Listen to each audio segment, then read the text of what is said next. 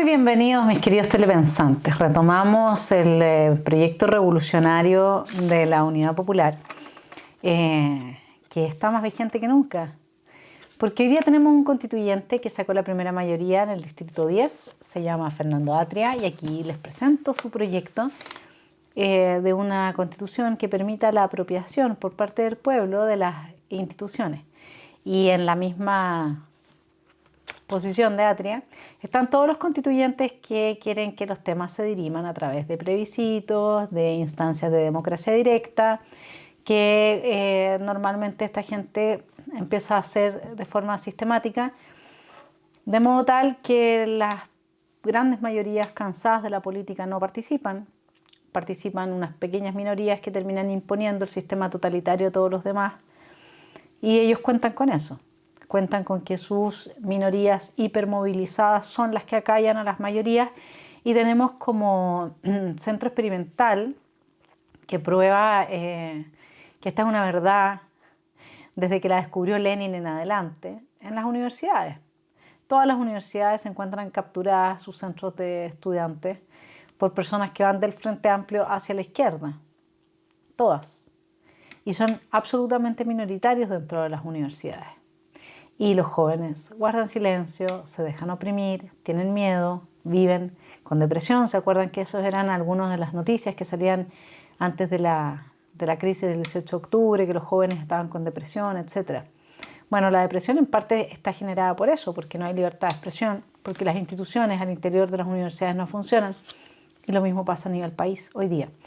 Entonces, cuando Atria propone, digamos, una constitución con una alta participación del pueblo que él sabe que se reduce a pequeñas minorías que son las movilizadas, mientras que la gran apatía de la gente, a la gente no le interesa la política, la gente quisiera tener su vida tranquilo, su trabajo, su tema, y no les interesa la política. Entonces ellos cuentan con eso. Bueno, dice Atria, probablemente Salvador Allende fue el más explícito respecto de esta apropiación de las instituciones del pueblo bajo la Constitución. Él sostuvo en su informe al Pleno Nacional del Partido Socialista en Algarrobo en 1972 que, lo cita, las instituciones no son un ente abstracto. La institucionalidad responde a la fuerza social que le da vida. Y lo que está acaeciendo ante nuestros ojos es que la fuerza del pueblo, del proletariado, de los campesinos, de los sectores medios, está desplazando de su lugar hegemónico a la burguesía monopolista, a la minoría privilegiada, a los latifundistas, que la conciencia y la unidad del pueblo de Chile está arrinconando a la minoría privilegiada aliada con el capital imperialista. La institucionalidad vigente responde a la fuerza social que le da vida, no a abstracciones metafísicas.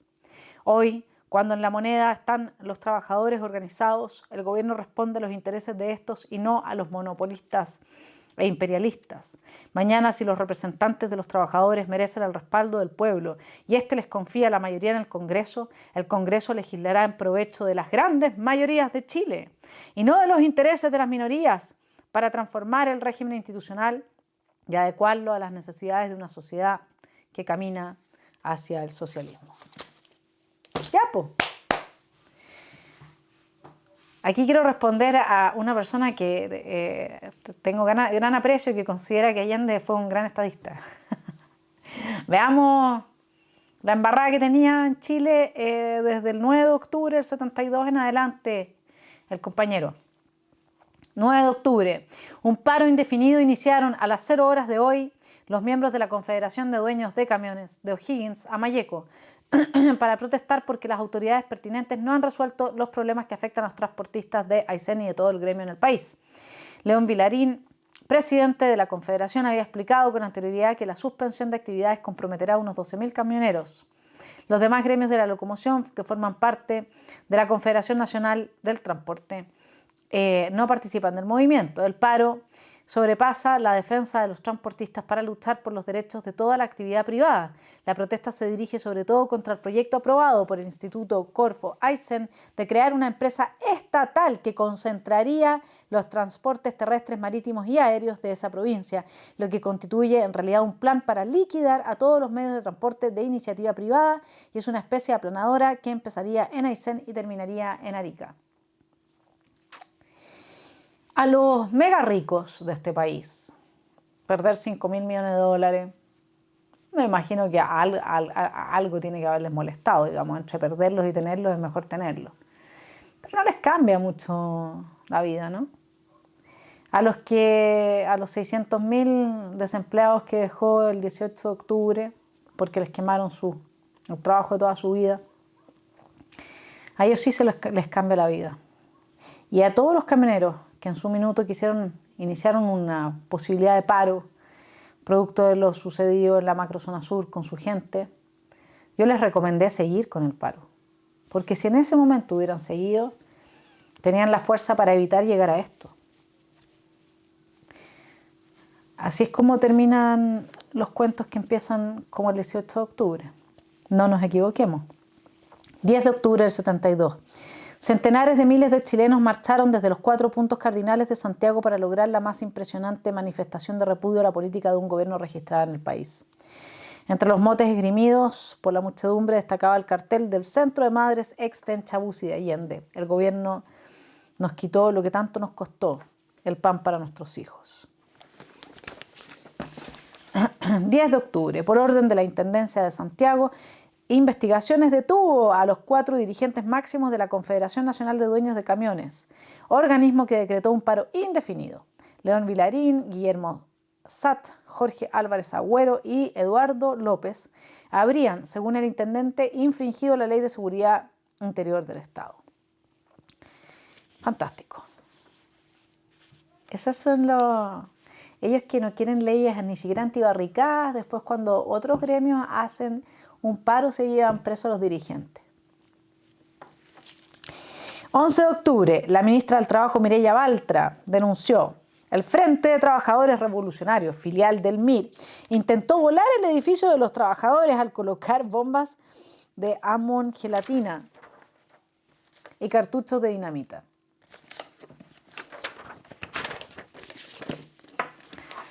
En dicho edificio funciona el ministerio que preside la señora Baltra.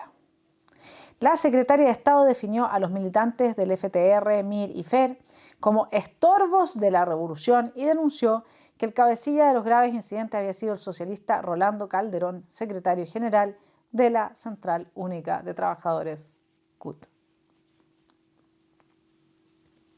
14 de octubre, el candidato presidencial triunfante, La opinión de Joan Garcés sobre el gobierno de Salvador Allende en 1972 podría resumirse en estas palabras: desde el punto de vista intelectual y teórico, encuentro que el modo como se ha generado y se está generando el proceso revolucionario en Chile es uno de los más apasionantes del momento actual en el mundo. Así es que era un ejemplo, nosotros estábamos siendo el ejemplo para el resto del mundo de Latinoamérica, etc. Bueno, 15 de octubre, por orden de la jefatura de la zona de emergencia, fue clausurada por 6 días la radio Nuevo Mundo de Santiago. Se implantó cadena nacional obligatoria de radioemisoras hasta nuevo aviso. Se advirtió que se procederá a la requisición de los locales comerciales que no abran sus puertas el día 16. Se conminó a normalizar la situación del transporte a partir de la misma fecha y se reiteró a la ciudadanía que las manifestaciones públicas estaban, adivinen, prohibidas. Si es que Allende era el presidente del pueblo, la apropiación del pueblo, de parte de las instituciones. ¡Ay, qué creatria! ¿Cierto? Lo que pasa es que ellos hablan solamente del pueblo que les es obediente a ellos, del pueblo que está lavado de cerebro por ellos. De eso es lo que hablan. Y este pueblo no tiene derecho a manifestarse, no tiene derecho a huelga, no tiene derecho ni siquiera a tener radioemisora. Y ahí, recuérdenlo, mis estimados telepensantes. Yo sé que algunos son parte de los medios de comunicación acá. No se equivoquen. Los que se queden en este país, si este proceso no se le da la vuelta, van a perderlo todo. No se equivoquen. Fíjense, lo conversaba con una amiga. Hay una película que se llama El pianista. No sé si ustedes la vieron, se las recomiendo. Y justamente trata del tema judío y la persecución nazi, ¿no? Y hay algo bien particular de esa película. que describe muy bien, que es que el régimen nazi le dijo en reiteradas ocasiones a los judíos que se fueran, porque los iban a perseguir. Y estuvo la noche de los cristales rotos, hubo muchos indicios que mostraban que lo mejor era retirarse. Pero a los seres humanos nos cuesta mucho creer que mañana lo que es hoy no va a ser. Nos quedamos así como no, si esto no va a pasar. En Chile no, Chilezuela, eso es un invento de la derecha extrema, porque bueno, ellos tienen que capitalizar votos a través del miedo. No. A mí, si eso fuese así, yo soy suficientemente honesta y de verdad no estoy aquí para ganarme los porotos, como para haberlo denunciado. Y haber dicho, oye, aquí se está haciendo uso del miedo para capitalizar a un votante que, como uno podría decir, o se dijo mucho en la elección de Lagos Lavín, que volvía al socialismo, entonces iba a quedar la grande en Chile, ¿no es cierto? Bueno, acá lo que estamos viviendo, y esto hasta Camilo Escalona lo sabe, es una apropiación por parte de las instituciones, no del pueblo, sino que de la oclocracia, de los vándalos, de los criminales, de la gente corrupta, de los narcotraficantes. Y de ahí, y todo ello con la finalidad de imponer el mismo régimen que hay en Venezuela. Eso es así. Se ha dicho hasta el cansancio, es que a uno se lo dicen en la cara, no tiene ni siquiera que decirlo la gente de derecha, que todavía tiene principios. Lo dice Maduro, lo dicen los mismos miembros de las movilizaciones sociales. Lo dijo Girardi, se va a acabar la propiedad privada. Pero no lo creen, hasta que no están en esto. El Consejo, 16 de octubre, el Consejo Provincial Bancario de Santiago decretó paralización total de actividades para el día 17 porque, comillas, el atropello a la Constitución y a la ley por parte de las autoridades se mantiene vigente en nuestro país, en un sostenido intento de implantar un sistema totalitario de gobierno. Simultáneamente se plegaron al movimiento huelguístico los ingenieros municipales de Santiago, médicos, trabajadores y académicos de la Universidad de Chile. Académicos de la Universidad de Chile. Imagínense cómo estaba de mal la cosa. O sea, podríamos decir que toda la lista del apruebo, en un caso así, ya sería extrema derecha, en lo que la lista del apruebo hoy día considera que es extrema derecha. Estudiantes secundarios, dentistas, marinos, mercantes, etc. A través del canal 13 de televisión, Ignacio Palma, presidente del Senado a nombre de la Confederación Democrática, habló para denunciar por qué Chile había llegado a esta crisis. Dijo, entre otras cosas, abre la cita, tras cada protesta el país ha escuchado la palabra anestesiante del presidente de la República reiterando su decisión de respetar el régimen de derecho y las libertades públicas. Los hechos, sin embargo, han contradicho permanentemente esas palabras, habiendo quedado de manifiesto la existencia de una política de dos caras que ha constituido un engaño a todos los chilenos. Les digo cuál es el germen de la política de dos caras. Vamos a asegurar derechos sociales en medio de una pandemia y de una crisis económica del tamaño de la crisis del 30. ¿Con qué plata? Con los 35.000 millones de dólares que tienen las 10 familias más ricas en este país. No sé si eran 10 o 5, pero ya. Supongamos 70.000, si me estuviera equivocando. Vamos a asegurar derechos sociales. Los 70.000 millones de dólares que gasta el Estado de Chile hoy día, los gasta, en parte se despilfarran, evidentemente. Pero acá la mentalidad neoliberal de la izquierda, y con esto me refiero a neoliberal, para mí es aquel que cree que todo lo resuelve con plata. Es simplemente eso, es traer más recursos y decir, bueno, yo voy a resolver todo con plata. Es que no hay, para una mejor salud no hay suficientes médicos. Entonces necesitamos capital humano también. Y los médicos que están saliendo hoy día de las universidades no son buenos, porque la formación ya no es buena, porque un profesor no puede reprobar a un estudiante. Entonces,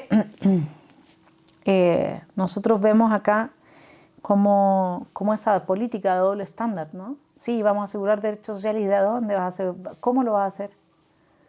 ¿A quién le vas a sacar la plata? Asegúranos mejor que seamos todos accionistas de Codelco. ¿Te parece?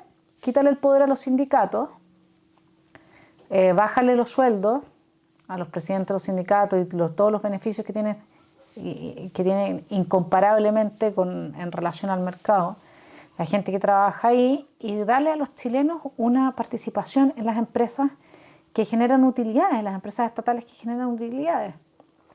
Suprime las empresas que no las generan porque nos cuestan plata a nosotros y eso es injusto. Empecemos por ahí, diría yo, ¿no?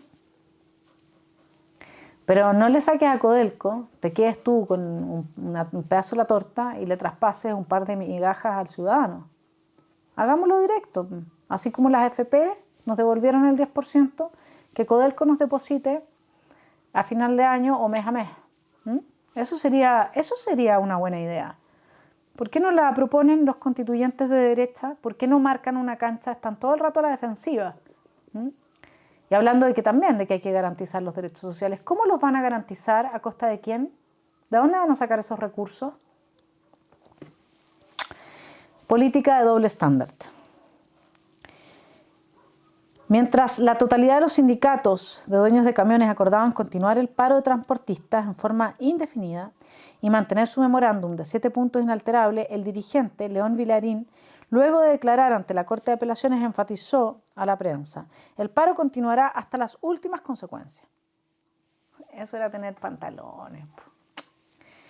El secretario general del Partido Comunista, Luis Corbalán, advirtió al país que, abre la cita, está en marcha un golpe de Estado de carácter civil, como el que logró derrocar a Ibáñez en 1931.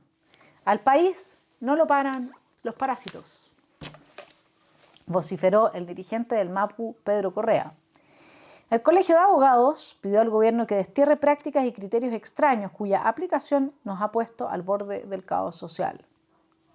En las últimas horas del día, el Ministerio del Interior optó por querellarse contra la Sociedad de Fomento Fabril, los dirigentes máximos de los taxistas, los líderes sindicales de dueños de camiones y de la compañía manufacturera de papeles y cartones y el Mercurio. No se salva nadie, mis queridos telepensantes. Tarde o temprano vienen por uno. 17 de octubre. Pesimista se mostró el presidente Allende en el acto de constitución de los consejos de administración de las empresas del cobre, Andina Exótica y El Teniente. Miren el balance de este gran estadista, de este hombre al que hay que reconocerle que está muy por encima de los políticos actuales. Abre la cita. No tenemos ni $1, ni raspando la olla. Cierra la cita. 18 de octubre. Los máximos dirigentes del comercio, Rafael Cumcille, Jorge Martínez, Guillermo Elton y Francisco Nicolini, ingresaron a la cárcel pública en calidad de detenidos por presunta infracción a la Ley de Seguridad Interior del Estado. Mientras tanto, pilotos de LAN Chile, agrupaciones de asentados y trabajadores campesinos, asociaciones de ahorro y préstamos, empleados y obreros de la Compañía de Acero del Pacífico, ingenieros forestales y otros, adivinen, se plegaron al paro. 20 de octubre, el presidente Allende, ante la logia Mosaico 125 en el templo número 8 de la Masonería, definió el caos actual del país como el minuto de Chile, haciendo luego suya la frase que Aguirre Cerda pronunciara en 1939: solo saldré de la moneda en un pijama de madera.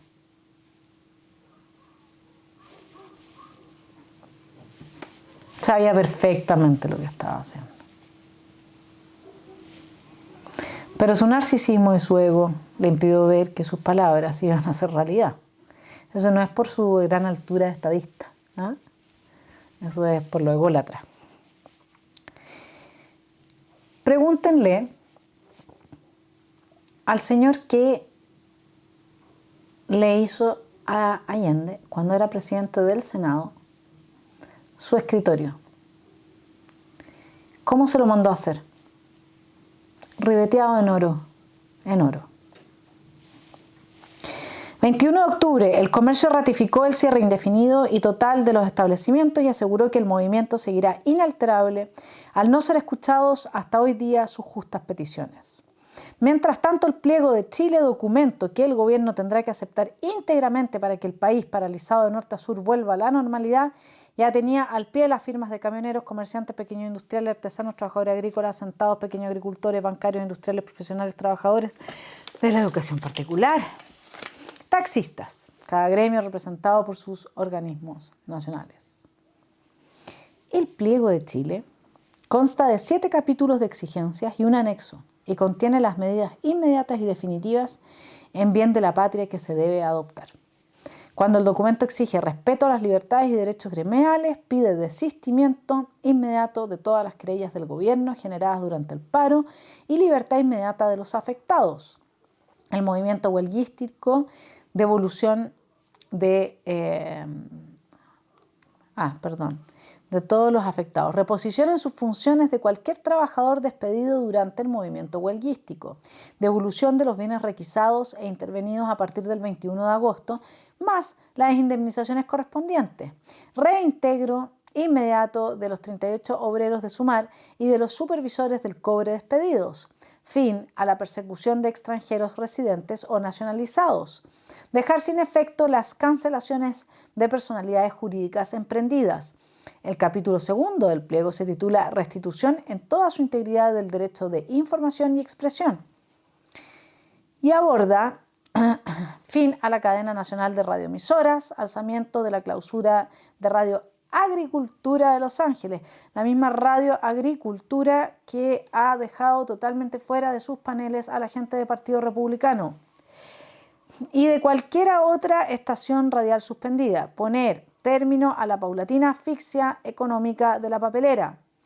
Publicación en el Diario Oficial de la ley que financia las radioemisoras y acuerda la extensión de los canales de televisión universitario. Retiro de las querellas contra periodistas iniciadas con motivo del conflicto gremial.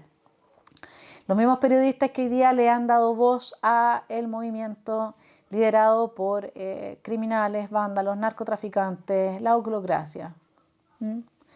Esos mismos periodistas.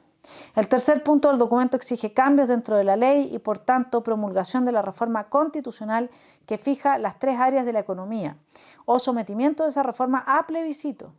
Reforma bancaria, desechando la banca única y poniendo fin a las medidas que controlan el crédito y el comercio exterior. Yo sé bastante bien cómo funciona la banca en nuestro país. Les ha ido bien, señores. Hora de devolver la mano, porque si no van a terminar así. Les ha ido súper bien. Se devuelve la mano haciendo espacio a quienes están defendiendo las ideas de la libertad, apoyando a quienes están defendiendo las ideas de la libertad, promoviéndolos. Así se devuelve la mano.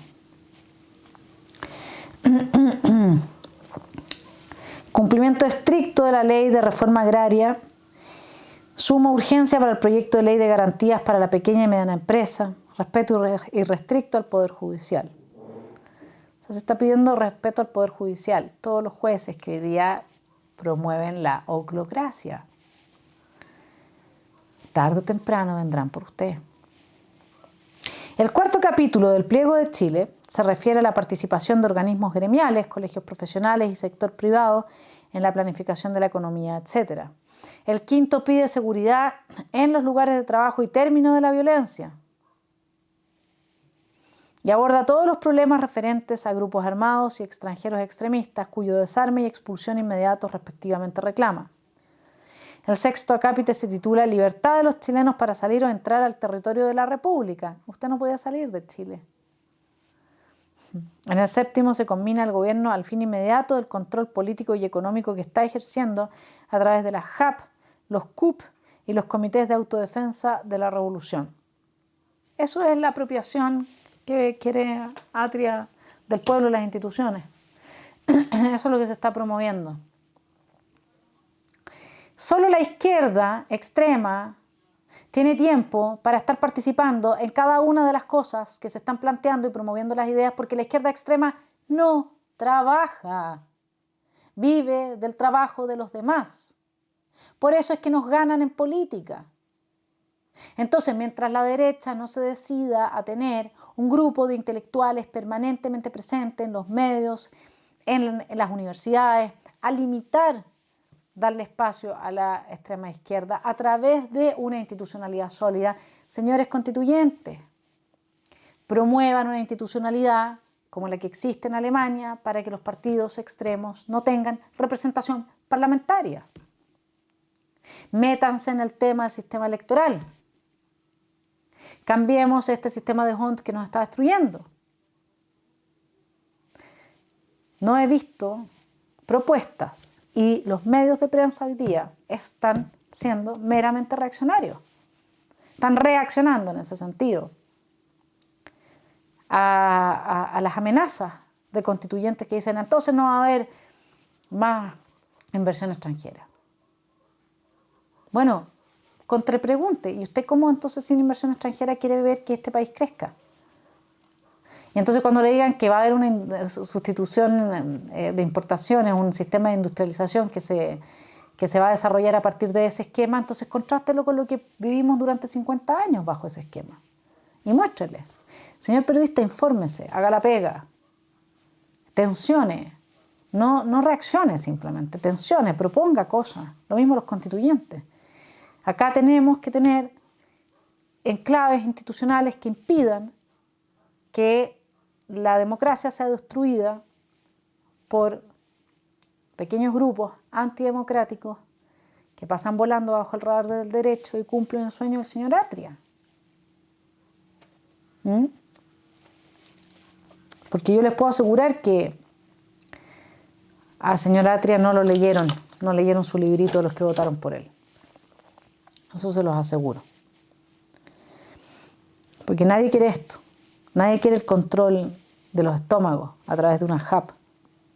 Nadie quiere comités de autodefensa de la revolución.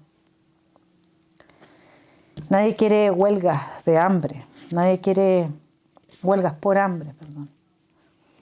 Entonces, ¿sabes qué? Hay que reaccionar. Tarde o temprano vienen por nosotros. No importa cuál sea el rubro. No importa a qué nos dediquemos. Yo sé que cada uno de los telepensantes tiene harta pega y hartos problemas. Yo sé que no todos pueden estar permanentemente en la política. Pero también sé que desde la derecha no se ha abierto espacio a quienes realmente tienen talento y quienes en la derecha y siendo derecha son intelectuales y podrían dar la pelea en los espacios de la esfera pública. Necesitamos más meritocracia en la derecha porque no se puede defender un modelo cuya ancla valórica ha sido resquebrajada por la corruptela y por el compadrazgo. Así que eso, los dejo pensando el fin de semana. Que estén muy bien y seguiremos, gracias a mis Patreon y su gran apoyo, volviendo al pasado, porque como dice Hannah Arendt, solo el pasado puede iluminar el presente y el futuro, haciendo de nuestras experiencias pasadas la sabiduría para tomar decisiones hoy. No se olviden, acá hasta el último chileno pagó el precio de haber tenido un presidente como el señor Allende, un burgués desclasado, como dicen, que se aprovechó de un discurso maniqueo para hacer un populismo de 3 años con una impronta utópica marxista que le costó a muchos chilenos una infancia buena, la posibilidad de educarse, la posibilidad de sanarse de enfermedades. Allende es un criminal. La gente que destruye las condiciones que nos permiten la autoconservación, esas personas son criminales de lesa humanidad. Eso es lo que es el señor Salvador Allende. Que tengan buen fin de semana.